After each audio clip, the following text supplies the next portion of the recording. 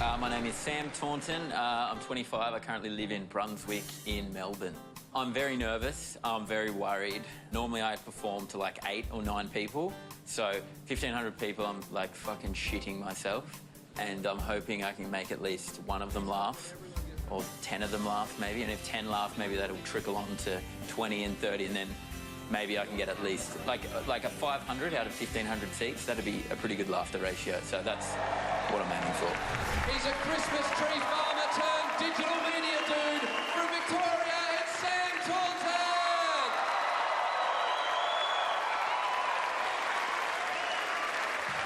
Melbourne! How we doing? We good? Yeah, thanks for coming out on a Sunday. Who had a drink last night? Yeah, a few loose units in. Good to see, good to see.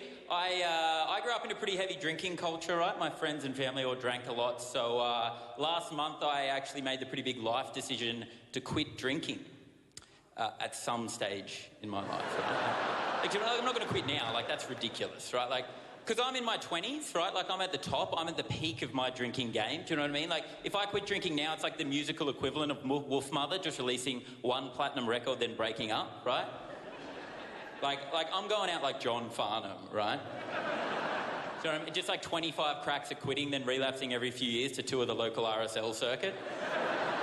Like that's how I'm going out, right? And because here's the thing, like I don't think I have a drinking problem, right? Like I just think like I'm not good at drinking. Do you know what I mean? Like it's just a skill I don't have. Like to me, it's just like playing footy or getting those password verification codes right when you get locked out of your internet account. Like I just can't do it, right? And because I can't go out and plan a night. Like, you know how people can go out and, like, set themselves up, like, and they can have a big meal to line their stomach, right? They can have strategic, you know, water breaks. They can have their ex-girlfriend's phone number on speed dial. Like, I can't do any of that, right? Like, I have one drink and then cut to the next morning where I have to have a conversation with someone about why we can't be friends anymore, right?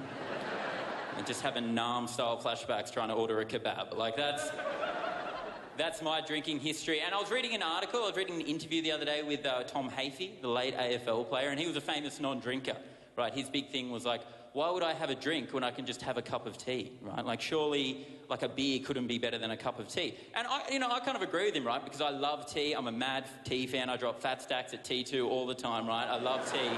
But, like, I think he's a little bit misguided, right? Because, sure, like one cup of tea is definitely better than, like, one beer, right?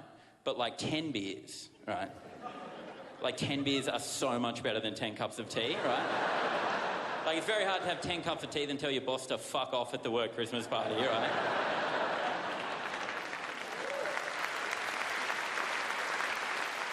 Or like no one's getting laid over a big pot of Earl Grey. Like that's not going on. I'm heaps poor, right? I'm really poor, and it's not good. I think it's because, like, I did an arts degree at university. Did anyone do an arts degree?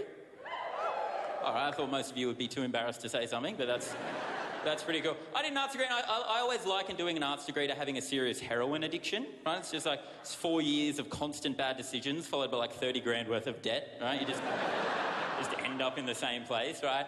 And people don't even know what arts degrees are. Like, they're that bad. Like, I was talking to a girl the other night at the pub. I was trying to impress her. And she said, oh, Sam, what did you do at uni? And I went, oh, I did an arts degree, right? Just expecting her to run to the door. But instead she said, oh, my God, really?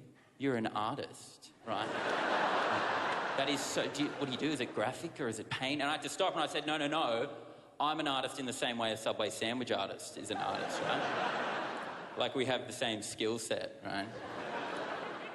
It's tough being poor, right? It's not good. I have to steal stuff. It's not... Yeah, no, don't laugh at that, right? I'm a criminal, right? I can't pay for public transport. I live in Melbourne, which means I ride the tram for free a lot. And the other day I got a fine, and I was sitting there, and the inspector came up to me and he said, hey, man, can I see your Mikey? And I said, no problem. I handed it to him, and he said, okay, this is what's going to happen. It's going to be a $217 fine, but if you pay right now by a card, it'll only cost you $75. And I was like, all right, $75, great deal, let's do that, right? So I handed him my card, and he said, put a PIN number in there. I put a PIN number in, he said, would you like a receipt? And I said, yeah, that'd be great. Then as the receipt was printing, he kind of paused and he looked at me and he said, what are you up to on the weekend? Right. I was like, oh, I'm just hanging out with some friends, we're going to have a few drinks. And he said, oh, that sounds great. Right. Then the receipt printed and he handed it to me and he winked at me and he said, that's all for today. Have a great time tonight and have a lovely time with your friends on the weekend. And then I got off that tram and I was like, fuck, customer service isn't dead, is it, right? And then was in like a really good mood for the rest of the day. Like what kind of fucked up interactions are you having that getting a fine on public transport makes you feel good about yourself, right? I think it's because I hang out in bad places. Like the other day I was in this clothing store called General Pants. I don't know if you know the store, but it's like that place where like everyone that works there is on MDMA while you're trying to buy jeans, right?